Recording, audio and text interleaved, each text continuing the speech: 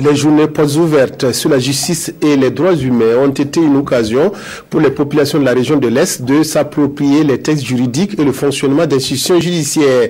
Pendant 2 jours, des spécialistes de la justice et des droits humains ont animé plusieurs conférences publiques à Fadangourma.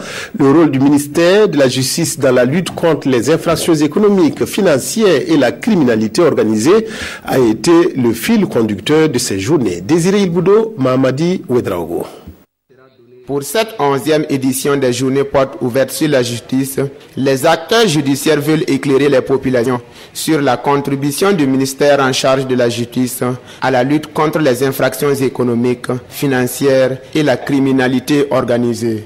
Nous avons depuis la transition fait un certain nombre de réformes. Ces réformes continuent avec le chef de l'État, le président Roch Kaboré, par exemple pour les infractions en matière économique et financière qui sont des infractions complexes, qui ne pouvaient pas être mieux appréhendées par les textes actuels. Nous avons fait des réformes, adopté des textes.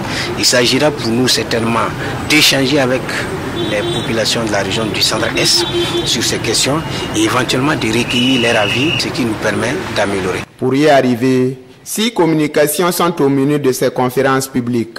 Il s'agit notamment de celles portant sur le dispositif juridique et institutionnel qui encadre la lutte contre le blanchiment des capitaux, ainsi que celles portant sur l'état du grand banditisme et de la fraude économique au Burkina Faso. Il n'est pas rare de voir sur nos routes des colonnes de 50, voire même 100 motocyclistes chargés de marchandises frauduleuses qui entrent et qui sont très nocives donc pour nos populations. Il s'agit pour nous d'analyser quelques dispositifs juridiques en rapport avec la lutte contre les crimes économiques. Il a été question d'évoquer la loi 04 sur la répression de la corruption au Burkina Faso et la loi portant donc sur la répression et la prévention et la répression du blanchiment des capitaux et du financement du terrorisme au Burkina.